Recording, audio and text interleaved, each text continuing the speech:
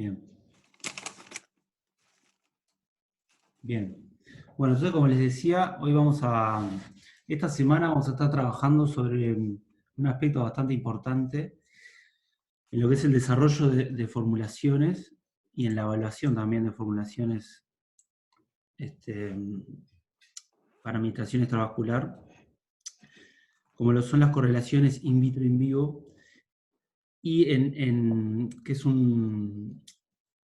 las correlaciones in vitro in vivo es un aspecto más amplio. Es una herramienta que se utiliza bastante en investigación, así como en desarrollo de formulaciones a nivel productivo.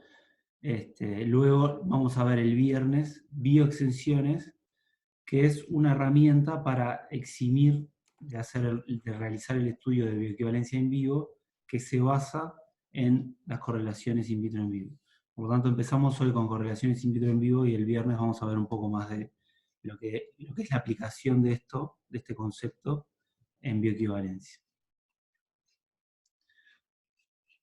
Como siempre, si hay alguna duda o algo, coméntenme, yo voy a estar haciendo pausas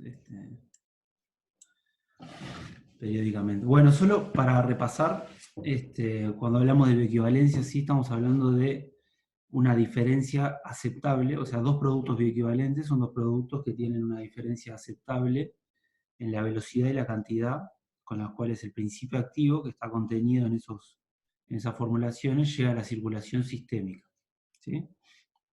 Entonces, diferencia aceptable en la velocidad y en la cantidad con la cual un principio activo llega a la circulación sistémica es básicamente lo mismo que decir tener una similar biodisponibilidad. Ya trabajamos sobre qué es una diferencia aceptable, ¿sí?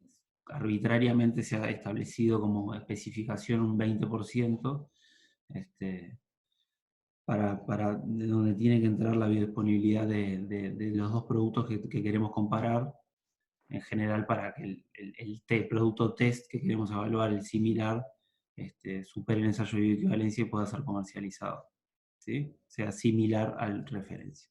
Entonces, un poco para volver a centrarnos siempre en que lo que estamos evaluando es la biodisponibilidad de un producto, la biodisponibilidad que logra un producto, un medicamento, ¿sí? La biodisponibilidad, todo esto verán que es repaso, la biodisponibilidad es vendría a ser como la caracterización de la fase biofarmacéutica, ¿sí? Si administramos un principio activo directamente en la sangre, por vía intravenosa, la biodisponibilidad va a ser 100%, ¿sí? Vamos a estar administrando directamente al fármaco en la circulación sistémica, o sea, directamente el fármaco va a estar disponible para todos los órganos. Sin embargo, cuando administramos por vía extravascular, hay una serie de procesos que se tienen que dar para que el principio activo llegue a estar disponible para todos los órganos. Entonces, la biodisponibilidad es un parámetro, ¿sí? Tiene componentes de cantidad y velocidad que caracteriza a la fase biofarmacéutica. La fase biofarmacéutica son todos los procesos que se dan desde que administramos el medicamento hasta que el principio activo que está contenido en ese medicamento ingresa a la sangre y se hace disponible para todos los órganos. Y esos pasos habíamos visto que obviamente dependían de la complejidad de la forma farmacéutica, del tipo de forma farmacéutica, así como de la vía de administración, pero se pueden separar en tres pasos de alguna manera secuenciales, como lo son la liberación, ¿sí? La disolución y la absorción. Principalmente los pasos que son 100% secuenciales son la disolución y la absorción, porque un principio activo no puede, en estado sólido no puede atravesar las barreras celulares, los diferentes tejidos para llegar a la sangre. La liberación es un proceso, es la disgregación de la forma farmacéutica, el aumento de aumento de la superficie específica por la disminución del tamaño de partícula del sólido que estamos administrando. Es un proceso que aumenta significativamente la disolución, pero podría haber disolución desde el comprimido como tal lo administramos. Lo que pasa es que es un proceso que que va a ser bastante más lento. Y también depende de la tecnología de la formulación. Si es un producto, por ejemplo, que tiene recubrimiento entérico, hasta que ese recubrimiento entérico no se disuelva a un pH adecuado, obviamente la disolución no va a tener lugar. O sea que también depende de la tecnología con la que estemos trabajando. Pero bueno, como ya vimos, hay un factor limitante para la biodisponibilidad, es la cantidad que logramos disolver del principio activo, y luego la cantidad del principio activo que, estando disuelto, puede permear a través de los tejidos, ¿sí? En esa permeación también hay otros limitantes, que son básicamente el metabolismo presistémico, el metabolismo que puede haber a nivel del intestino y del hígado, ¿sí?, de principio activo antes de hacerse disponible. Entonces, esos son un poco el panorama, el escenario en el cual ya venimos trabajando desde la primera clase, que regula la biodisponibilidad de un medicamento administrado por vía extravascular. Nos vamos a concentrar hoy en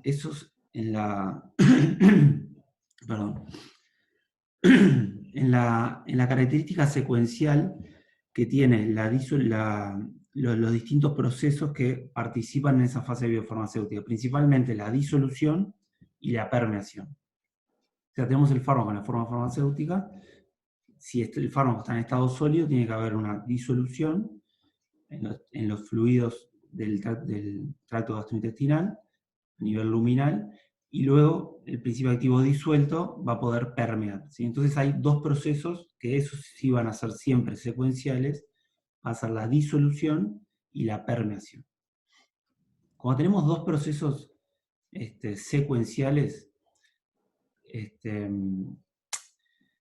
regulando el ingreso del fármaco a la sangre, podemos analizarlo cinéticamente desde el punto de vista de cuál es el proceso limitante, ¿sí? Porque el proceso más lento va a ser el proceso que termine gobernando la cinética de todo el proceso, de toda la fase biofarmacéutica. O sea, si la disolución, por ejemplo, es mucho más rápida que la permeación, entonces la permeabilidad va a ser el factor crítico y va a ser el proceso que va a gobernar la cinética de todo el ingreso del fármaco a la sangre. O sea, el factor limitante va a estar en la permeabilidad que tiene el principio activo para entrar o sea, para atravesar, por ejemplo, el epitelio intestinal, llegar a la circulación portal y luego llegar a la circulación sistémica. Si es al revés, si la disolución es el proceso que tiene una cinética más lenta, es el proceso que esté gobernando toda la cinética del ingreso. Esta dicotomía en realidad es una simplificación, ya que, como hemos visto, no solo importa la disolución y la permeabilidad, sino también en qué punto del tracto gastrointestinal se dan esos procesos, ¿sí? O sea, no solo tengo la velocidad de disolución, sino tengo que estudiar bien en dónde se da la disolución para caracterizar el ingreso de principio activo, ¿sí? O sea, por ejemplo, un principio activo puede tener una rápida velocidad de disolución a nivel gástrico, pero una lenta velocidad de disolución a nivel intestinal. Y si llegan partículas sólidas al intestino, entonces la disolución puede hacerse más lenta y ser un paso crítico. También quizás puede disolverse rápido, pero debido al tránsito gastrointestinal, pasar rápidamente por una franja, ¿sí?, que llamamos ventana de absorción, donde el ingreso de principio activo está favorecido. Entonces, aunque se disuelva rápido, tenga buena permeabilidad quizás en las primeras porciones del intestino, la biodisponibilidad puede ser baja porque atravesó rápidamente esa ventana de absorción, ¿sí?, perdió esa oportunidad para ingresar. Entonces, si bien podemos trabajar para simplificar sobre este concepto, esta dicotomía de gobierna permeabilidad o gobierna solubilidad, hay que tener en cuenta que no va a ser todo, con esas dos propiedades únicamente no voy a poder caracterizar el ingreso extravascular del principio activo, al menos por vía oral. Luego hay principios activos que vamos a ver que tienen una permeabilidad y una solubilidad que puede ser en ambos casos complicada. Y esos principios activos son muy difíciles de caracterizar, anteponernos a cómo va a ser su ingreso, porque pueden tener, vamos a ver un poco más de esto en la clase que viene, pueden tener mucha variabilidad a nivel poblacional. Ya que, por ejemplo, cuando la permeabilidad está comprometida, puede ser porque tenga por ejemplo, puede ser sustrato de flujo, puede ser que pueda darle mayor variabilidad a la biodisponibilidad a nivel poblacional, puede ser que necesite un transporte activo para ingresar a los enterocitos y por lo tanto también va a depender de ese proceso y puede tener mayor variabilidad en la población, etc. Entonces, bueno, pero un poco para entrar en el tema, podemos encararlo con esa simplificación, solubilidad y permeabilidad. Básicamente, pero bueno, lo que podemos afirmar cuando, por ejemplo, ya yendo un poco cayendo un poco en el tema que nos ocupa en el curso, que es la bioequivalencia, es que si dos productos conteniendo el mismo fármaco, este es un principio que lo manejaron estos autores, Amidon, en una publicación en el 95 que tuvo bastante impacto y un poco más para las bioexenciones, que lo vamos a ver el viernes. Pero bueno, si dos productos conteniendo el mismo fármaco tienen el mismo perfil de concentración en el tracto gastrointestinal, tendrán la misma biodisponibilidad. ¿Qué quiere decir esto? Vamos a volver a la diapositiva anterior. Que si dos productos logran en los fluidos del lumen gastrointestinal un similar perfil de disolución, ¿sí? Luego su biodisponibilidad tiene que ser igual. Porque la permeabilidad, obviamente la permeabilidad puede ir variando a lo largo del tracto gastrointestinal. Pero si dos productos tienen el mismo perfil de disolución en todos los puntos del tracto gastrointestinal, se espera que la biodisponibilidad sea igual, porque luego la permeabilidad va a depender mucho más del principio activo que de la formulación. Y la formulación regula principalmente en qué lugar y a qué velocidad ocurre la disolución, ¿sí? Obviamente, si una formulación disuelve más rápido en cualquiera de estos segmentos del tracto gastrointestinal, y la permeabilidad es diferente en esos segmentos, la biodisponibilidad puede ser diferente entre esos productos. ¿Sí? Entonces, dicho de otra manera, si dos productos presentan similar disolución in vivo, bajo todas las condiciones intraluminales, tendrán la misma biodisponibilidad. ¿Sí? Entonces, esto hace hincapié, hace énfasis en la disolución in vivo. ¿Sí? Cómo el proceso de disolución in vivo puede regular el ingreso de principio activo al organismo. No lo va a regular en un 100%, porque no nos olvidemos que tenemos también factores de permeabilidad, factores de metabolismo presistémico, podemos tener procesos de transporte de flujo o transporte activo de influjo, que pueden también afectar el ingreso, la biodisponibilidad como tal, pero cuando comparamos dos productos que tienen el mismo principio activo, esas variables que dependen del principio activo las podemos, van a ser igual, van a afectar de la misma manera a los dos productos. Entonces, si nosotros logramos que esos dos productos tengan una similar disolución in vivo, podemos predecir que van a tener una similar biodisponibilidad.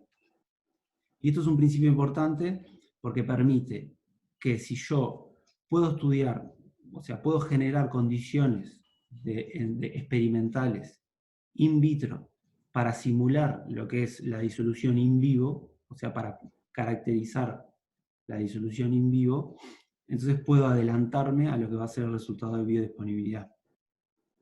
Entonces puedo analizar en el laboratorio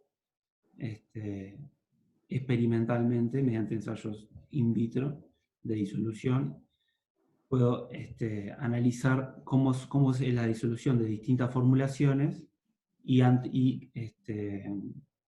mediante correlaciones que vamos a ver cómo se realizan, predecir la disolución in vivo y por lo tanto predecir la biodisponibilidad oral.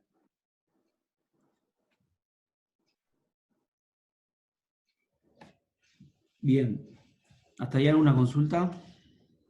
Una pausita. Bien.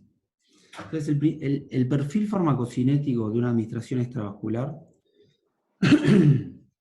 matemáticamente puede ser disgregado en dos funciones. ¿Sí? Esto es un principio básico del análisis matemático que se puede hacer con las funciones, con los perfiles farmacocinéticos. Podemos separar cualquier función que describa esta curva de concentración a lo largo del tiempo. Esto es concentración, puede ser concentración en plasma, en sangre entera, sangre total, de principio activo a lo largo del tiempo. Ese perfil se puede separar en un input y en un output. ¿Sí? Tenemos una función de ingreso, ¿sí? Que básicamente está dada por la fase biofarmacéutica, y luego tenemos una fase de disposición. La fase de disposición está regulada por la distribución y por la eliminación.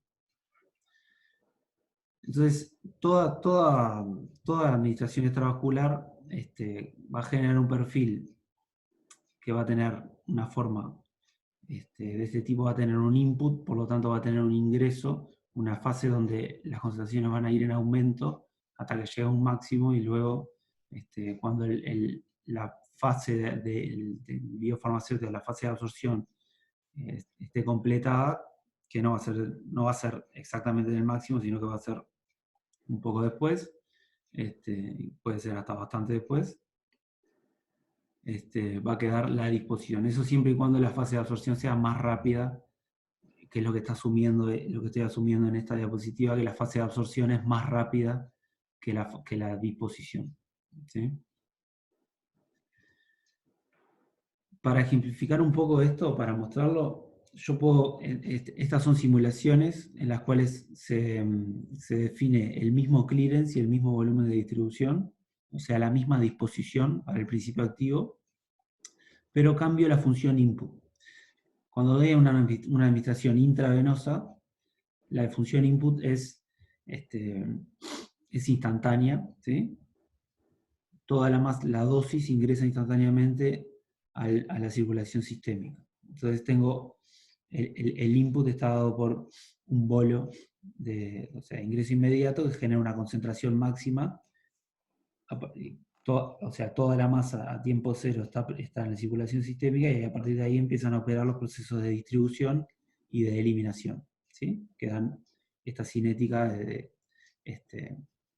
de salida, de decaimiento de concentraciones plasmáticas.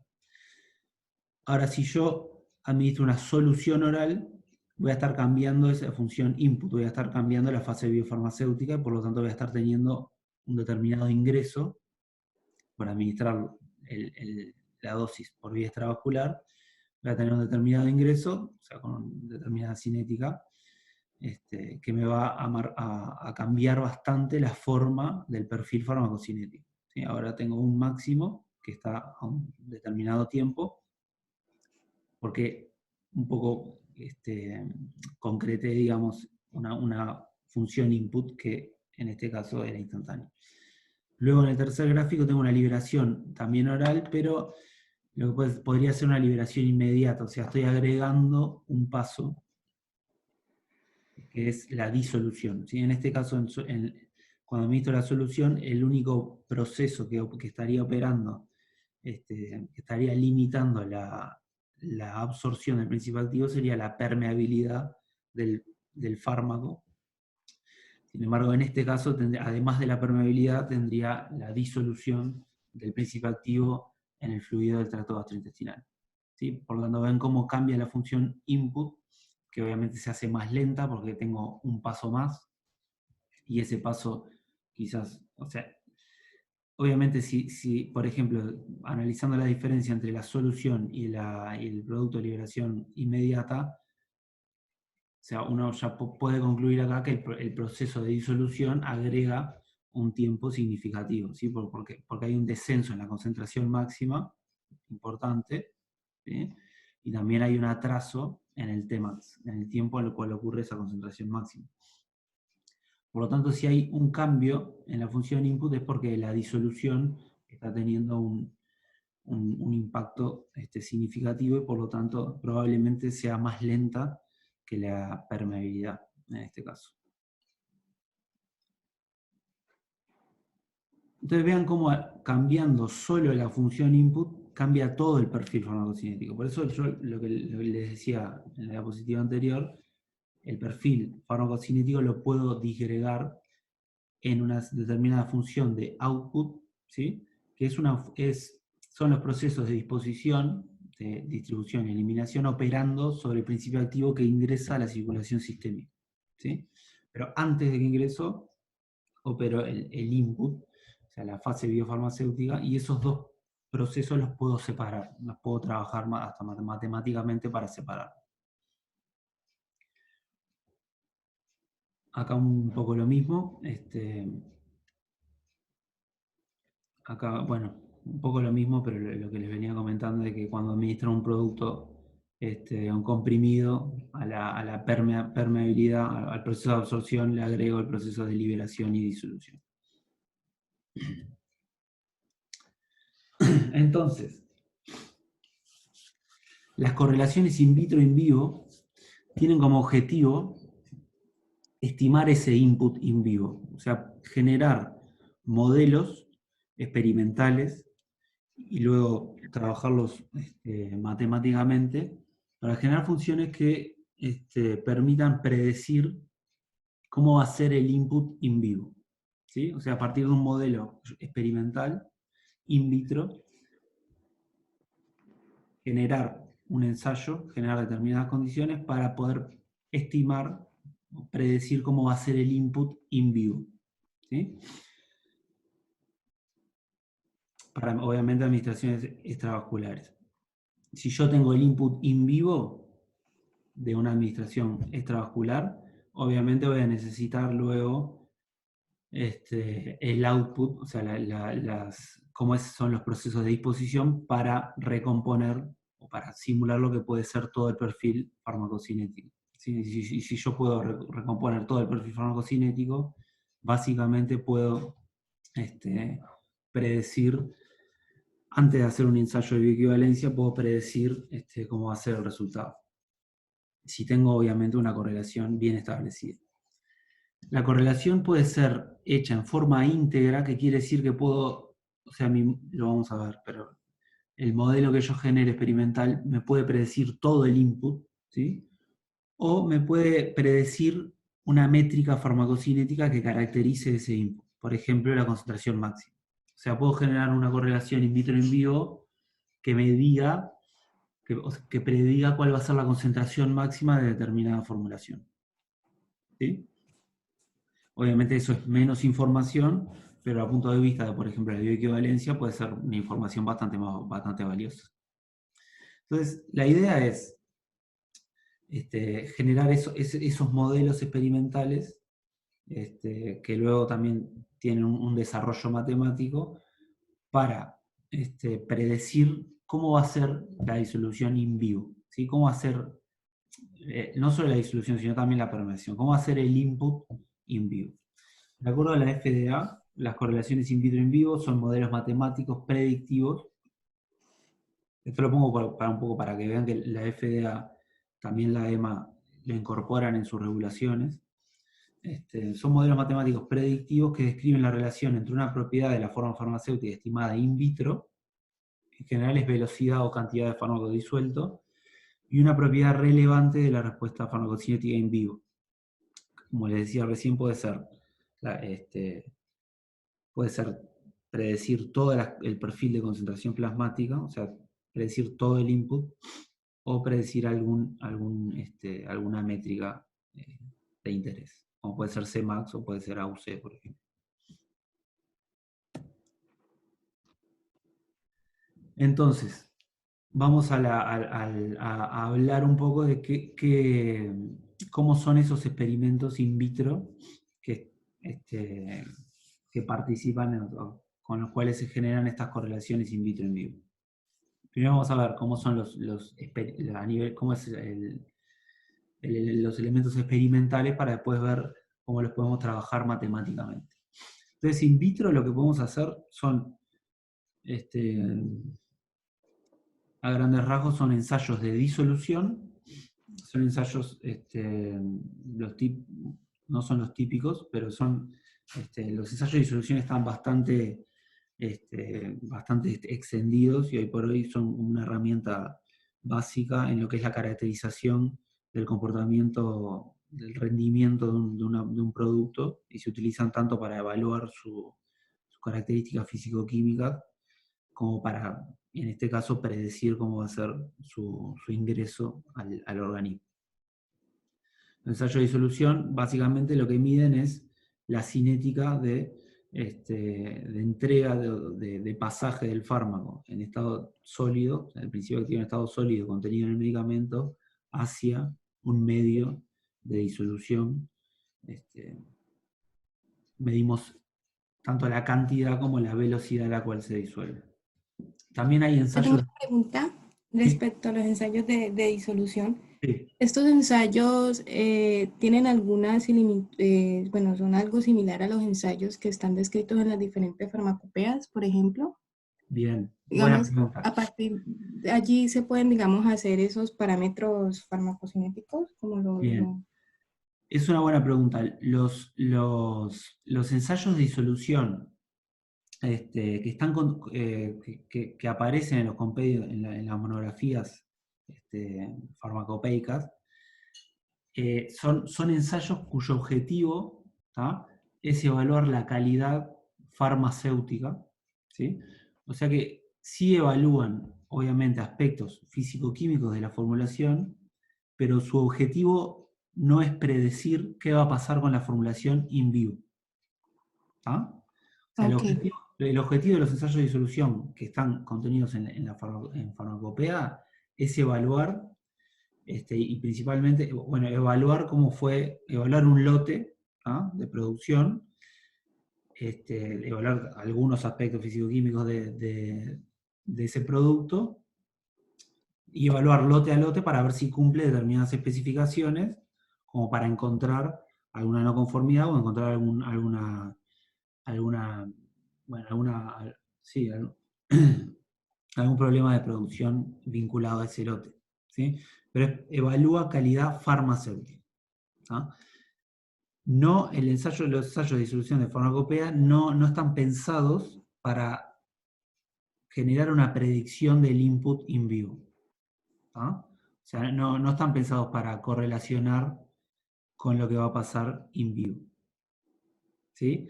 O sea, Ah, no perfecto. evalúan, con los ensayos de farmacopea no estamos evaluando la calidad biofarmacéutica, ¿tá? Esos son los dos conceptos que manejamos en calidad. La calidad biofarmacéutica está vinculada a lo que es la fase biofarmacéutica y la podemos evaluar, como vamos a ver hoy y el viernes. La podemos evaluar in vitro, o sea, podemos estimar cómo va a ser la fase biofarmacéutica, o principalmente in vivo, mediante ensayos de bioequivalencia. ¿Sí? Ah, perfecto, gracias. Bien. Bien. Entonces, ¿cuál es? Bueno, decía que también puede, además de los ensayos de disolución, puede haber otros ensayos que nos den información valiosa,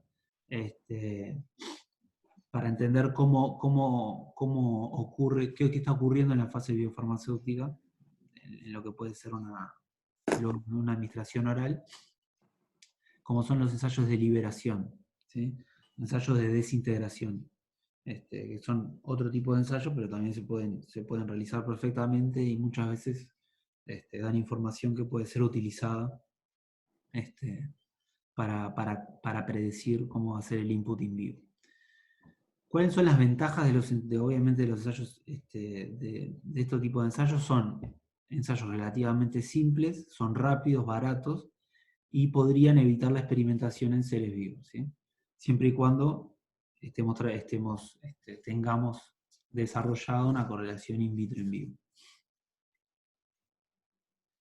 En los ensayos de disolución, lo que medimos es la velocidad de transferencia del principio activo desde la formulación al medio de disolución.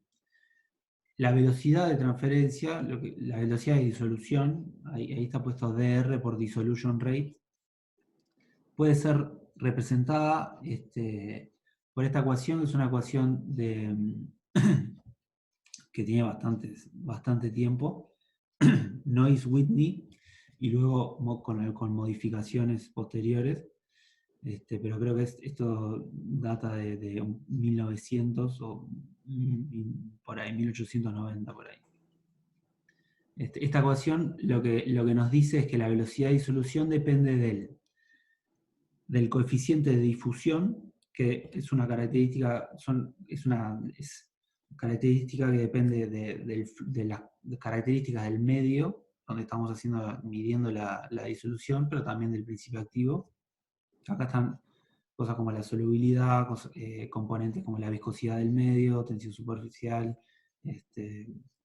fuerza iónica, etc. O sea, características principalmente físico-químicas, tanto del principio activo como del medio de disolución, están comprendidas en este factor de coeficiente de disolución.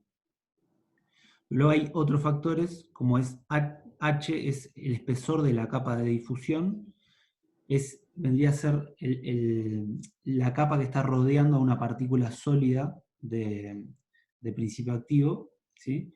La capa inmediata en donde ocurre la disolución. Ahora vamos a ver una imagen que va a ilustrar esto. Luego tenemos como factor importante el área específica de contacto sólido-líquido, ¿sí? Es el área superficial, que aumenta a medida que el tamaño de partícula se hace menor. Por eso los procesos de disolución están favorecidos por la disgregación, ¿sí? Por la disminución del tamaño de partícula.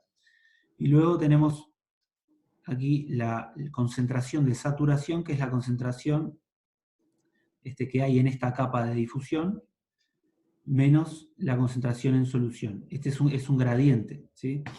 Vamos a ver la imagen para que...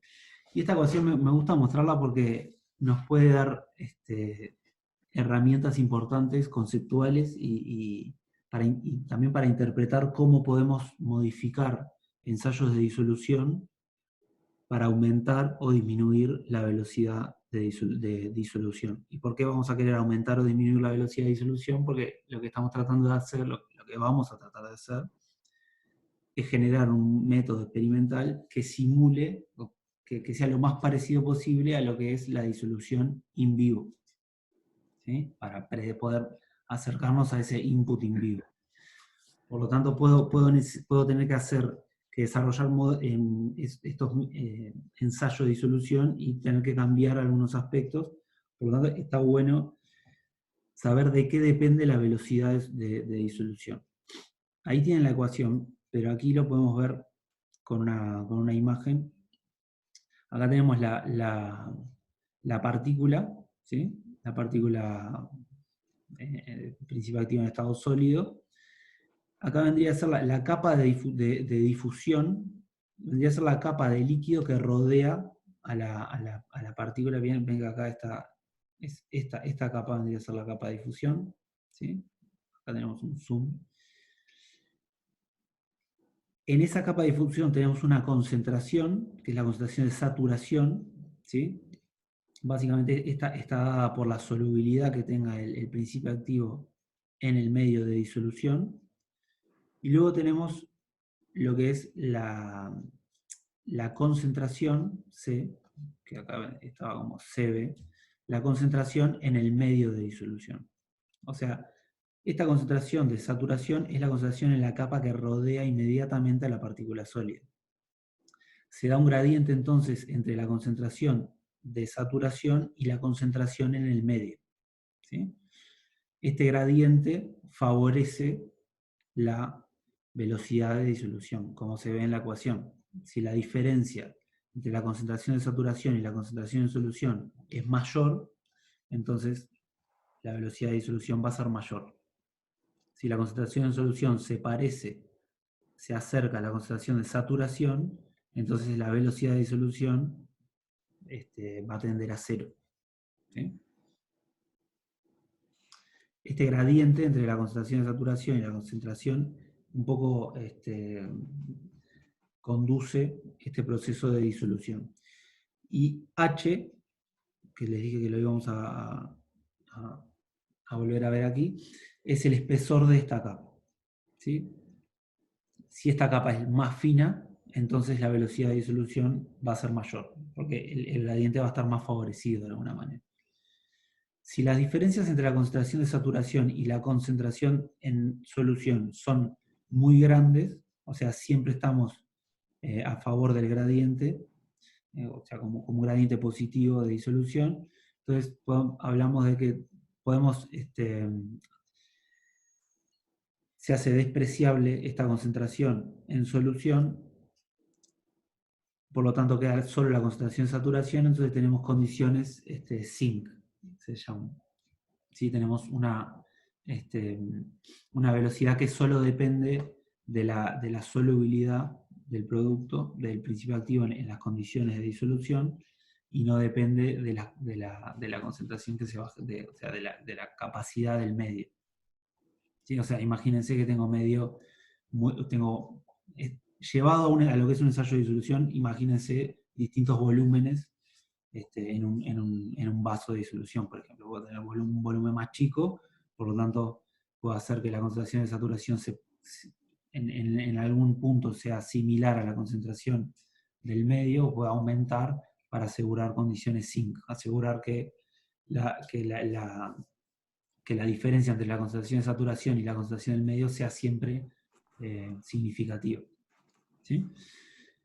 Si analizamos esta ecuación, tenemos que la velocidad de disolución es un proceso de primer orden, o sea que depende de la concentración, depende de la masa que yo tengo aquí, ¿sí? Depende de la masa en estado. En este caso está dependiendo de la concentración de saturación, que es la disolución inmediata que ocurre de masa de fármaco en estado sólido en esta capa de difusión. Por lo tanto, o sea, obviamente a medida, imagínense, pongo a disolver un comprimido, a medida que la dosis se va de principio activo se va disolviendo, voy teniendo menos masa, ¿sí? Por lo tanto, esta concentración va a ir disminuyendo a medida que me queda menos, o sea, voy a tener una cierta velocidad, pero cuando ya no tengo principio activo, la velocidad de disolución luego va a tender a cero. Entonces esto es un poco, por ejemplo, el espesor lo puedo regular, por ejemplo, con algunas variables experimentales, como puede ser velocidad de agitación en un aparato de paletas de disolución. Puedo regular este espesor, por ejemplo.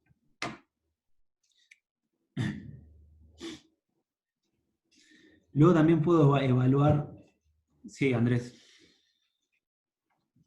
Una consulta. ¿El factor A de la ecuación también no depende del tiempo?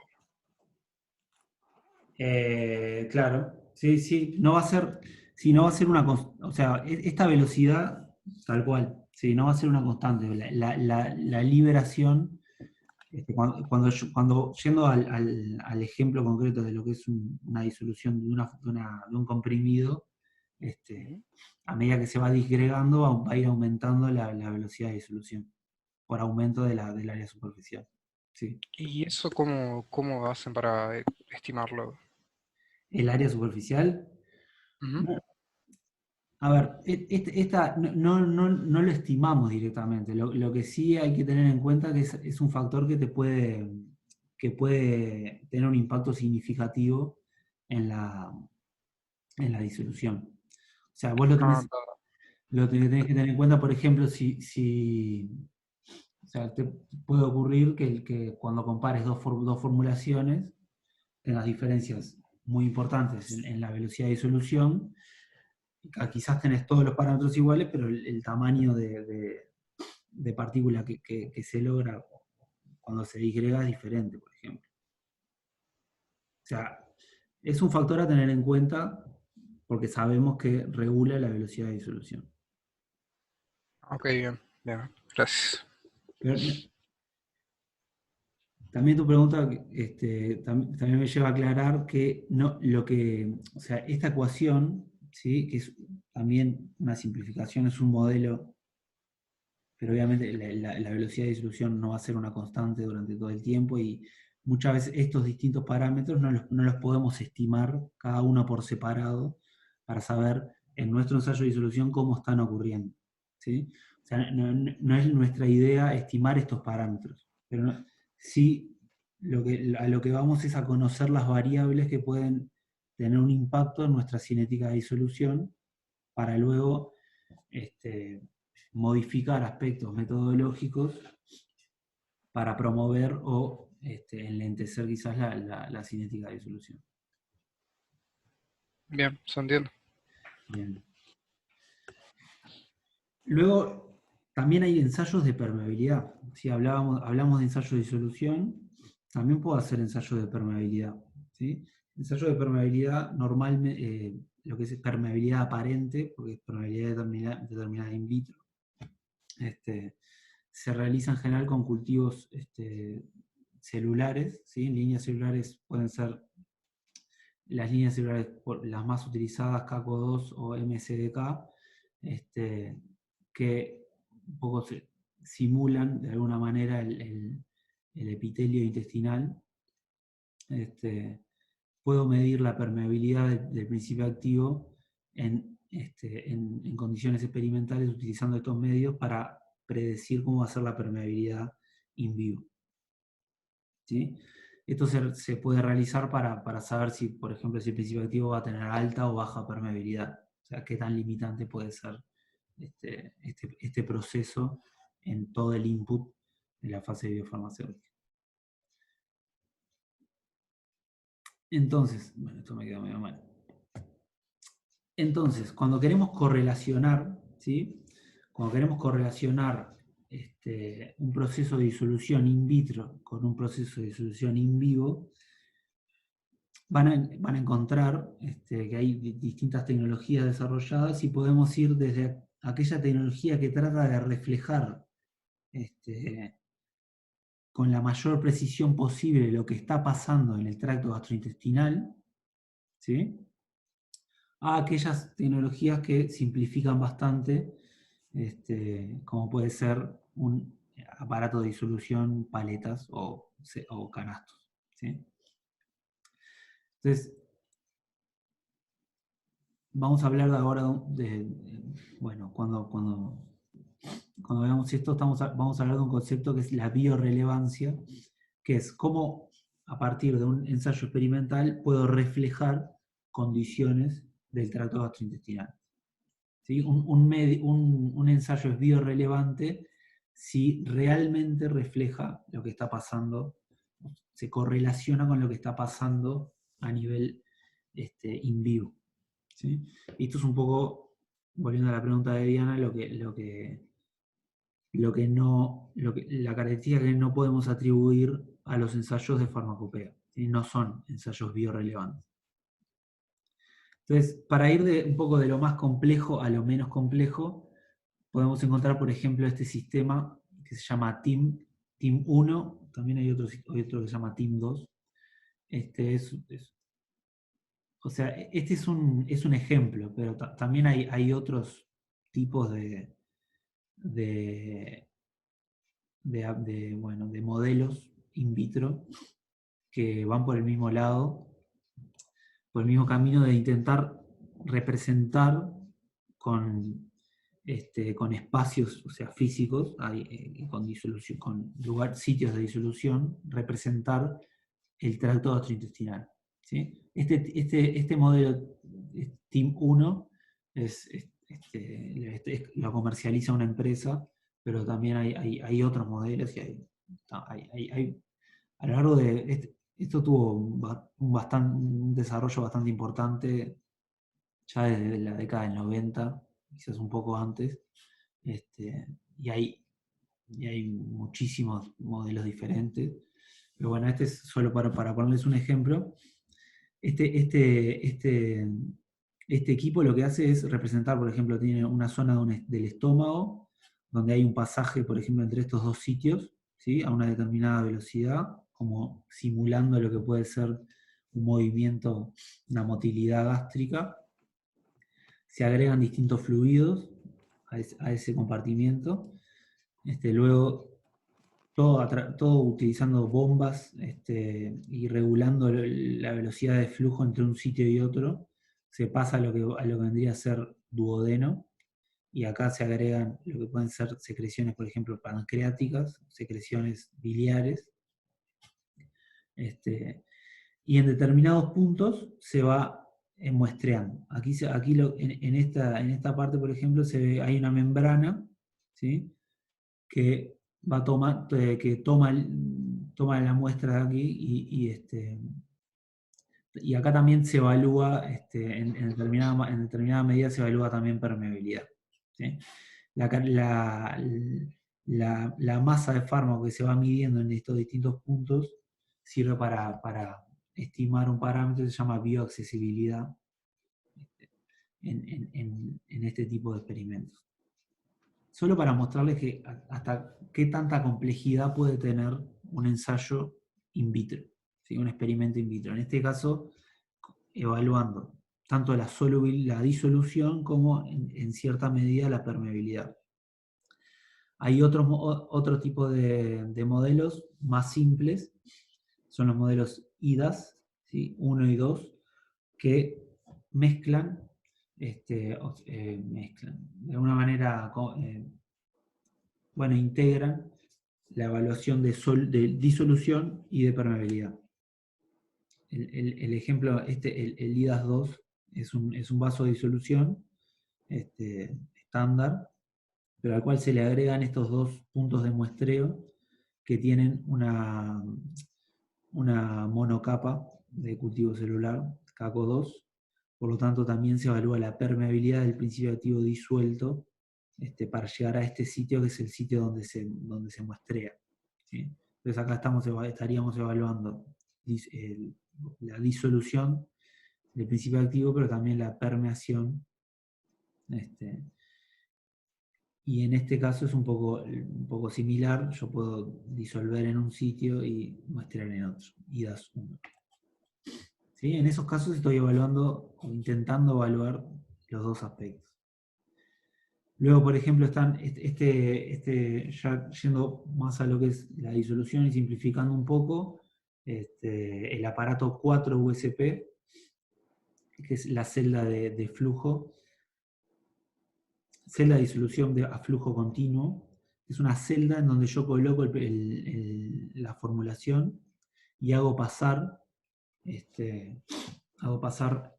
un medio de disolución a un determinado flujo, y ese medio de disolución lo puedo ir cambiando. Incluso puedo hacerlo en un sistema, puede ser cerrado, o sea que recircule el medio e ir muestreando a cada tiempo, o hacerlo abierto, o sea, ir descartando y midiendo la concentración que sale de la celda, pero ir modificando el medio a cada tiempo. Por ejemplo, esto es un ensayo experimental que utilizamos nosotros en una ocasión, es un ejemplo. Puede ser, por ejemplo, mantener una circulación de un medio ácido por ejemplo, media hora, ¿sí? Que puede ser una condición estomacal. Luego pasar a medio un poco más, con un pH un poco más elevado, parecido a lo que es el pH duodenal, 4,5, también media hora, y luego pasar a un pH más alto, más neutro, 6,8, lo que puede ser las partes distales del intestino, del intestino delgado y el inicio del intestino grueso, pH 6,8, y dejarlo un tiempo más prolongado, ¿sí? Entonces voy evaluando cómo es la velocidad de disolución a lo largo de todos esos tiempos y simulando de alguna manera lo que pasa, a qué condiciones se encuentra el comprimido a lo largo del tracto gastrointestinal. Y el flujo, de alguna manera, me simula un poco el volumen de líquido al cual se puede enfrentar, y también de alguna manera podemos simular la motilidad. Pero obviamente es una simplificación respecto a los ensayos que les mostré antes. Y podemos llegar a los ensayos más simples, que son los ensayos farmacopeicos. Farmacopeicos no, son los ensayos en aparato de farmacopea USP1 y USP2, que son los equipos que más se utilizan en las monografías. Son los equipos los que usan cestos o paletas, que básicamente es un volumen, y pongo a determinado medio, determinadas condiciones de disolución, y mido cómo se va disolviendo el principio activo. ¿Sí? Pero también se puede jugar un poco con esto, porque también se pueden hacer, por ejemplo, puedo agregar un determinado volumen, por ejemplo, medio litro de un medio ácido, ¿sí? Puedo mantenerlo por media hora y después puedo agregar, por ejemplo, 400 mililitros para que el total, los 900, me queden con un medio básico, por ejemplo. Un básico no, neutro, 6,8. O sea, puedo jugar un poco para emular las condiciones gastrointestinales. Y una regla importante en las correlaciones in vitro en vivo es que no importa, no hay ninguna limitante, no hay nada estandarizado, digamos, no hay ninguna limitante para las cosas que podemos, los cambios que podemos hacer o los modelos experimentales que podemos utilizar. Lo importante es que haya una correlación con lo que pasa en vivo, ¿tá? Si les correlaciona hacer la disolución en un vaso de leche, entonces vaso de leche. Lo que estamos buscando acá es correlacionar in vitro in vivo, ¿sí? Entonces, el objetivo es simular condiciones críticas de los fluidos luminales del tracto gastrointestinal. Condiciones críticas que van a depender del principio activo y del tipo de formulación con el que yo esté trabajando. O sea, las condiciones críticas para una formulación pueden no ser las mismas para otra. Por ejemplo, si tengo un medicamento de liberación gastroresistente, que no se va a liberar cuando esté en el estómago, obviamente el tiempo de vaciado gástrico va a ser fundamental para yo predecir en qué momento va a comenzar la disolución, que va a ser cuando el comprimido llegue al duodeno, ¿sí?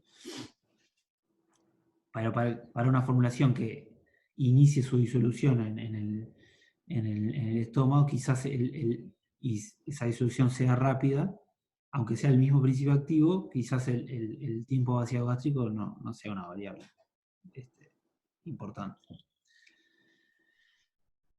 Eso es lo que hacen los métodos experimentales. Ahora, a ver, lo que... Bueno, creo que lo que quiero comentar viene un poco más adelante.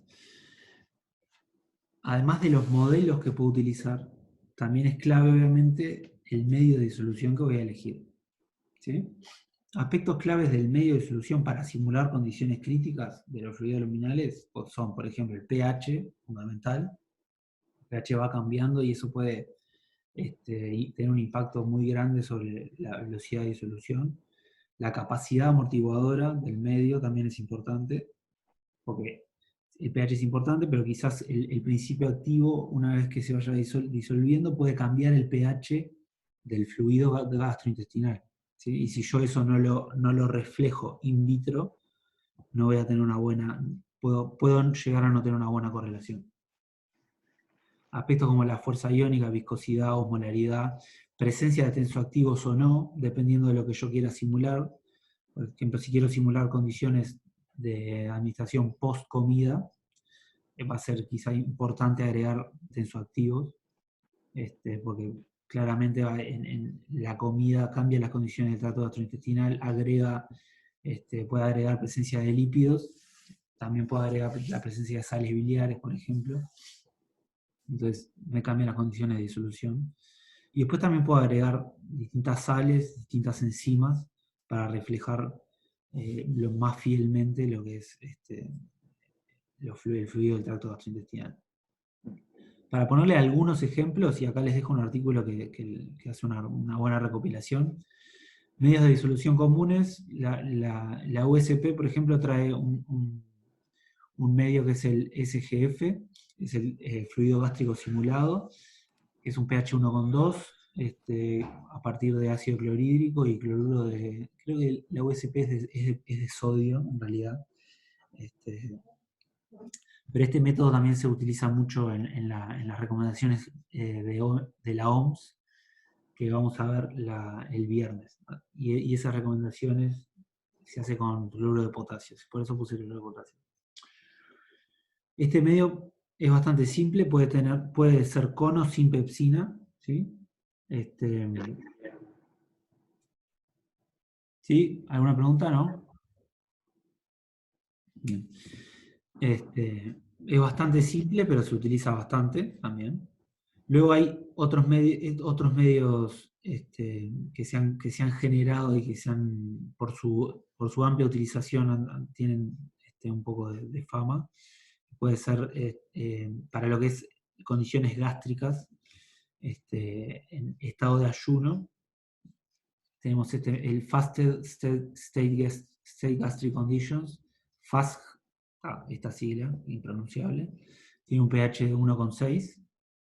Ven que esto es farmacopeico, esto ya es generado más desde el ámbito académico y quizás está un poco más en concordancia con lo que puede ser el pH, un pH gástrico que podemos encontrar en ayunas, que probablemente sea más elevado que 1,2.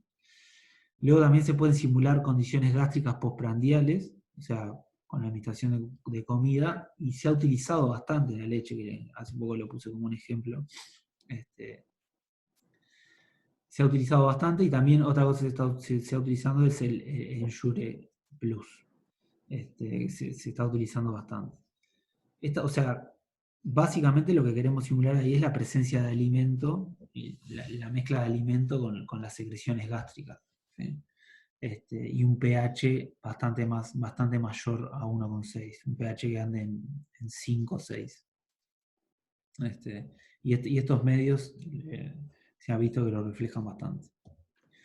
Ya yendo al intestino, también la USP incorpora un medio para simular el fluido intestinal en condiciones de ayuno, que es similar al medio que recomienda la OMS también, es un pH 6,8 a partir de fosfato monobásico de potasio, ajustado a ese pH. Y luego, también, en la misma línea que comentábamos antes para simular lo que es el medio gástrico, tenemos el FASIF, que es condiciones del intestino delgado en condiciones de ayuno, con un pH de 6,5, y FESIF, que es en condiciones postprandiales con un pH menor. Y obviamente la composición es bastante diferente. Y no la puse porque tienen bastantes componentes, incluyen sales biliares, sales taurocolato, etc. Pero bueno, en este artículo pueden encontrarlo. Entonces, un poco ven que tanto en lo que son las herramientas experimentales, como lo que son el modelo que vamos a utilizar, el equipo de disolución, como lo que es el medio, y después lo que son las condiciones de disolución, podemos ir de lo más complejo y lo quizás que más fielmente refleje lo que pasa en el tracto gastrointestinal a lo más simple, siempre que podamos asumir que hay variables que no afectan. Por ejemplo, si la presencia de enzima no afecta la velocidad de disolución, yo no voy a hacer un ensayo con enzima porque no tiene ningún sentido. Entonces el modelo experimental se puede simplificar en mayor o menor medida dependiendo, bueno, me quedé un poco repetido ahí, dependiendo la relación entre ahí va, dependiendo cómo los procesos de disolución y permeabilidad impactan al input in vivo. Voy a reescribir esto. Sí, o sea, si la permeabilidad tiene una influencia muy grande, quizás sea importante, por ejemplo, los modelos que vimos al principio, el IDAS o el TIM, que tienen en su equipamiento, o sea, incluyen la medición de la permeabilidad también. O sea, lo incluyen como variable. El objetivo de todo es encontrar el modelo, obviamente, más simple posible, porque va a ser más barato, más reproducible, más rápido de hacer, que tenga adecuada correlación con observaciones farmacocinéticas. Y eso es lo que buscamos en las correlaciones in vitro y in vivo. Básicamente lo que vamos a estar midiendo en los distintos métodos va a ser un porcentaje o una cinética de disolución, va a ser un porcentaje de disolución de fármaco disuelto a lo largo del tiempo. Y vamos a estar generando curvas de este tipo. Entonces, ¿cómo estamos de hora? Bien. Hay distintos niveles de correlación in vitro y in vivo dependiendo de la información que podemos obtener. Entonces, los niveles son C, B, A. A medida que o sea, pasando de C a A, la correlación me da mayor información. ¿Sí? Vamos a ver estos uno por uno. El nivel C de correlación, o sea, ya vimos un poco lo que es la parte experimental, ahora vamos a ver lo que es la parte matemática. ¿Sí? Cómo puedo establecer la correlación in vitro in vivo. El nivel C, o single point, lo que correlaciona es un parámetro de la disolución in vitro con un parámetro, una métrica debería decir ahí, del perfil farmacocinético. ¿Sí? Entonces, parámetros, métricas in vivo pueden ser concentración máxima, AUC, Tmax, y métricas de la disolución, del perfil de disolución puede ser por ejemplo, el tiempo en el cual se disuelve el 50% de la dosis, o el tiempo en el cual se disuelve el 90% de la dosis, o la eficiencia de disolución. Estos distintos parámetros y el tratamiento de curvas de disolución lo van a ver la semana que viene. ¿Tá? Pero bueno, entonces el nivel se correlaciona una métrica estimada a partir del perfil de disolución con una métrica estimada a partir del perfil farmacocinético. Y se pueden hacer correlaciones de distinto tipo. ¿Sí? Por ejemplo, puedo correlacionar el tiempo máximo con el tiempo máximo observado en vivo con el tiempo en el cual se absorbe el 50%. O directamente con la concentración máxima. Por ejemplo, esto sería un ejemplo, por ejemplo. Acá estoy relacionando la concentración máxima con el tiempo al cual se absorbe el 50% de la dosis. ¿Sí? Entonces, la correlación esta se realiza a partir de por lo menos 3 formulaciones diferentes. Entonces acá viene algo que es importante aclarar.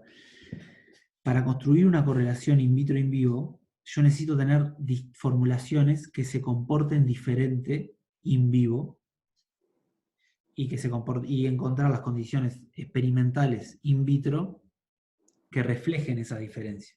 ¿Sí? O sea, si las formulaciones in vivo son iguales, no va a tener ningún sentido buscar condiciones experimentales in vitro para encontrar para diferenciar a las formulaciones. ¿Sí? O sea, porque si las formulaciones in vivo rinden igual, tienen la misma biodisponibilidad, tienen el mismo perfil farmacocinético, entonces no tiene ningún sentido ir a buscar in vitro condiciones que logren diferenciarlos, porque el objetivo es evaluar qué pasa in vivo. Ahora, cuando yo tengo formulaciones que sí se diferencian in vivo, ahí sí puedo ir y trabajar experimentalmente para encontrar las condiciones in vitro que reflejen eso que estoy observando en vivo. Por ejemplo, estas son distintas formulaciones que muestran una distinta concentración máxima. ¿Sí? Tengo, por ejemplo, un amplio rango de concentraciones máximas. Entonces, quizás yo por ejemplo, estoy produciendo, estoy desarrollando un medicamento, y hago estudios piloto, por ejemplo, estudios en un número limitado de voluntarios sanos, pero tengo perfiles farmacocinéticos, entonces tengo una concentración máxima media para esos 6 voluntarios, para las distintas formulaciones, y veo que hay diferencias, ¿sí? Entonces, ¿de qué me sirve hacer una correlación de este tipo? Si yo encuentro condiciones experimentales que puedan mostrarme la misma diferencia que yo observo in vivo y establecer este tipo de relación matemática, luego yo al desarrollar una nueva formulación, una formulación que no esté comprendida dentro de estas, ¿sí? Yo la puedo evaluar in vitro y predecir cuál va a ser su concentración máxima, por ejemplo. ¿Sí? Esa es la utilidad, una de las aplicaciones para las correlaciones in vitro en vivo. Entonces, mínimo necesito 3 formulaciones. ¿Sí? Pero quizás una formulación puede hacer, cuando yo me quiero parecer a por ejemplo, en el desarrollo de un medicamento genérico, un medicamento bioequivalente, si yo tengo la información de la concentración máxima de la referencia, puedo hacer su tiempo de disolución, y ahí tengo una formulación. Otra formulación puede ser un ensayo piloto, de una formulación de prueba mía. Otra formulación puede ser otro bioequivalente que ya esté aprobado. Entonces, uno puede jugar un poco con la información que esté disponible para construir este tipo de relaciones y tener una herramienta con capacidad predictiva. Por lo menos para adelantarnos a lo que puede ser el resultado de bioequivalencia. Ese es el nivel C. Lo que estoy relacionando son métricas, ¿sí? Y la información que me da es menor. El nivel B utiliza un análisis que se denomina momentos estadísticos. Básicamente lo que asume es que el movimiento, como dice ahí, el movimiento individual de las moléculas de fármaco a través del organismo es aleatorio. O sea, no todas las moléculas atraviesan el intestino, el epitelio intestinal a la misma vez, sino que hay una cierta distribución que tiene su variabilidad, ¿sí? Entonces, como por ejemplo un conjunto de moléculas disueltas en los fluidos intestinales van a ir permeando con una determinada cinética, y eso me puede dar, por ejemplo, una distribución para la permanencia de la molécula en el fluido intestinal, por ejemplo. Entonces, los momentos estadísticos básicamente lo que hacen es caracterizar los tiempos de residencia en las distintas zonas del organismo. Por ejemplo, a ver, yo puedo determinar el tiempo medio de residencia del principio activo en el organismo, o sea, el tiempo medio de residencia para el pasaje, compuesto por todos los procesos que hacen a la respuesta farmacocinética, ¿sí? Ya, disolución, la liberación, la disolución, la absorción, la distribución y la excreción. Entonces, ese tiempo medio de residencia, o sea, básicamente es el tiempo medio que una molécula de principio activo demora en atravesar todo el organismo, desde que yo lo administro hasta que lo recojo, por ejemplo, en orina. ¿Sí? Entonces, los momentos estadísticos básicamente lo que dicen es que yo puedo encontrar un tiempo medio, que es un tiempo para el cual, por ejemplo, la media de las moléculas a ver, no estoy siendo claro, ¿no? Un tiempo puede ser una media, ¿no? para esa duración, para ese pasaje a través del organismo. Y también puede haber una varianza para ese pasaje.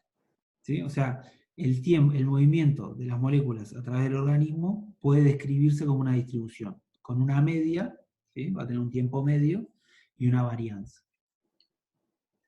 Entonces, los momentos que se utilizan para correlacionar son los tiempos medios.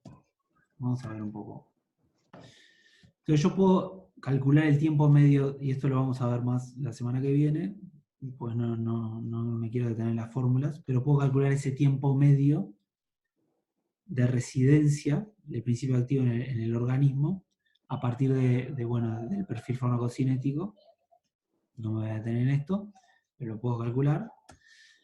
Y después lo que voy a asumir es que ese tiempo medio de residencia involucra varios procesos secuenciales, la absorción, la disposición, o la disolución también puede ser. Los tiempos para cada uno de esos procesos son aditivos. Entonces yo los puedo de alguna manera separar. Entonces yo podría estimar la duración de cada proceso in vivo. Por ejemplo, si yo tengo una administración intravenosa, esto los mismos perfiles que vimos hace un rato. Tengo una administración intravenosa, el tiempo medio, y yo calculo para este perfil de concentraciones a lo largo del tiempo, un tiempo medio de residencia, ese tiempo medio de residencia me va a hablar del tiempo medio que tiene el proceso de disposición, o sea, distribución y excreción. ¿Sí? O sea, eliminación o excreción. ¿Ok? El tiempo medio que demora una molécula en ser distribuida y eliminada. ¿Sí? Ahora, si yo hago el mismo cálculo, el tiempo medio de residencia para un perfil a partir de una solución, para un perfil farmacocinético obtenido tras la administración de una solución, el tiempo medio total, o sea, el tiempo medio que calculo de residencia, va a ser la suma de los procesos, de la duración de los procesos de absorción y de disposición. ¿Sí? O sea, se espera que el tiempo medio de residencia luego de una administración de una solución sea mayor al tiempo medio de residencia luego de la administración de un bolo por vía intravenosa. ¿Por qué? Porque estoy agregando un proceso que es la absorción. A su vez vamos a lo que puede hacer una administración, un comprimido de liberación inmediata, también le tengo que sumar la liberación y la disolución. ¿Sí? Entonces tengo otro proceso. Entonces, si yo tuviese los tres perfiles, ¿sí? O sea, datos de farmacocinéticos para los tres perfiles, yo podría efectivamente calcular los tiempos medios de residencia, ¿sí? Para los tres perfiles y asumiendo que aditividad de los distintos procesos, podría, por ejemplo, calcular el tiempo medio de absorción in vivo, restando el tiempo medio de disposición, que lo calculo con la administración intravenosa, al tiempo medio de residencia de una solución. ¿Sí? Y haciendo lo mismo puedo calcular el tiempo medio de disolución in vivo. ¿Sí?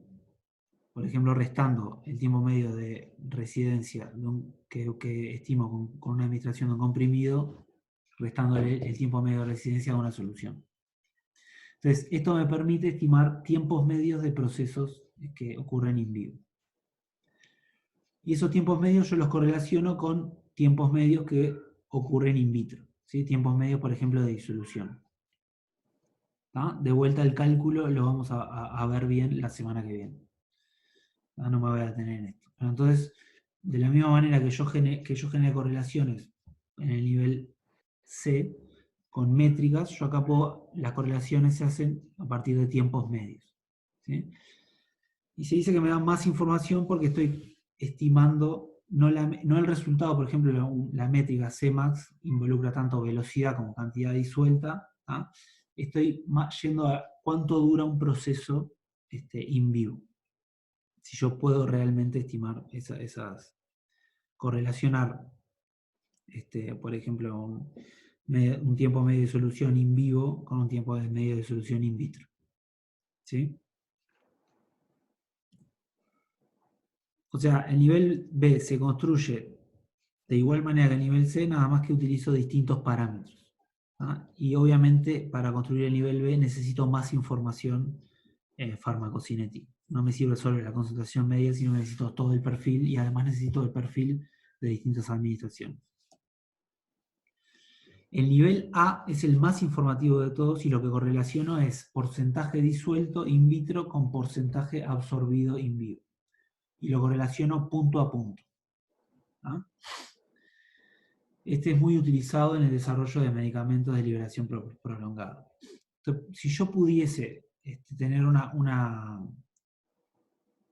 si yo pudiese estimar el porcentaje de principio activo absorbido, o sea, luego de una administración, ¿no? Esto es in vivo, a lo largo del tiempo, y lo pudiese correlacionar con el porcentaje de disuelto a lo largo del tiempo, esto que viene de un ensayo in vitro, yo podría construir esta correlación, porcentaje de absorción versus porcentaje de disolución.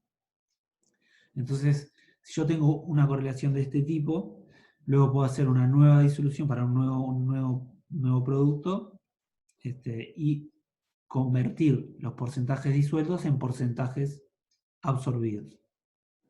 ¿Sí? Y luego por procesamiento matemático puedo pasar del porcentaje absorbido a tener la curva farmacocinética.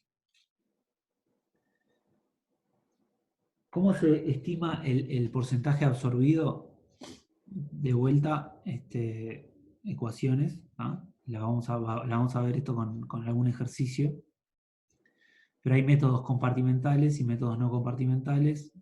El método compartimental más utilizado probablemente sea el de Wagner-Nelson.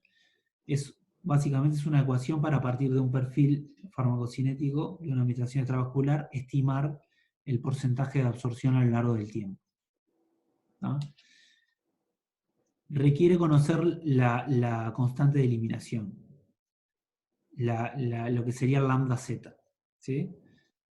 No me voy a detener en detalles de esto, pero uno puede...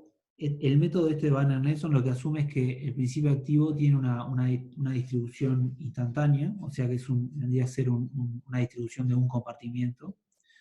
O también se puede aplicar para productos de liberación prolongada que de alguna manera encubran, o sea, que escondan los procesos de distribución que se pueden estar dando y generen un perfil similar a lo que puede ser un monocompartimental. O sea, una caída monoexponencial luego de que ocurre la fase de absorción.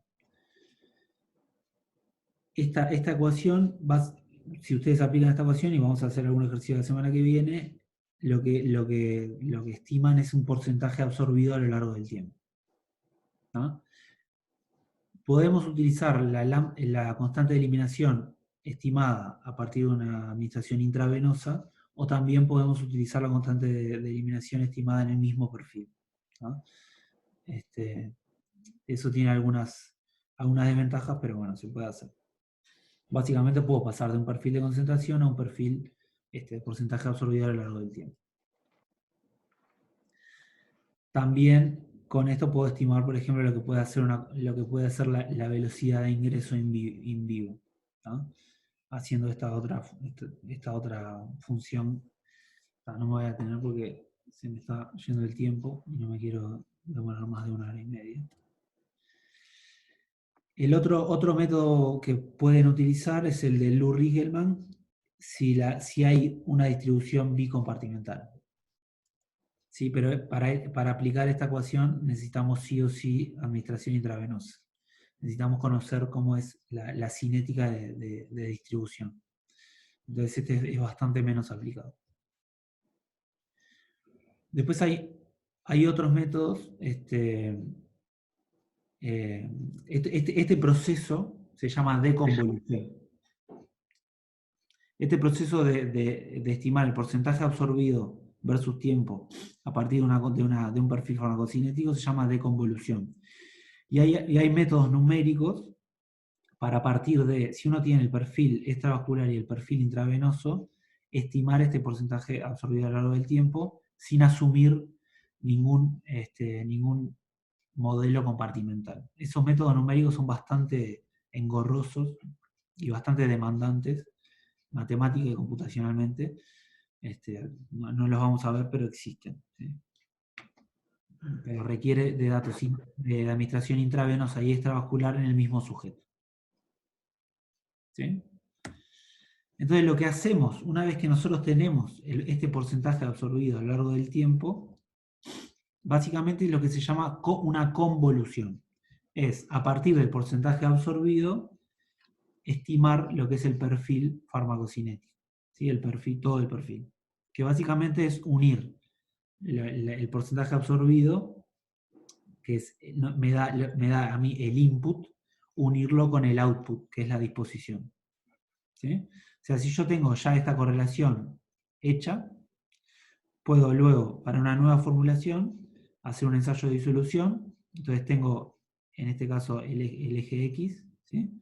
Y a partir de ese ensayo de disolución, yo estimo los porcentajes absorbidos en el tiempo para generar ese perfil de porcentaje absorbido versus tiempo. Y a partir de ese perfil, matemáticamente lo uno por distintos métodos, que no nos vamos a meter mucho, pero sepan que se puede hacer, lo uno con la información que yo tengo de la disposición y puedo generar el perfil farmacocinético. O sea, puedo predecir cómo va a ser toda la curva farmacocinética. Ese proceso se llama convolución. ¿Sí? Eso es lo que se hace en el nivel A. ¿Sí? Primero se correlaciona porcentaje absorbido con porcentaje disuelto, para luego, para una nueva formulación, estimar el porcentaje absorbido y por un método de convolución, estimar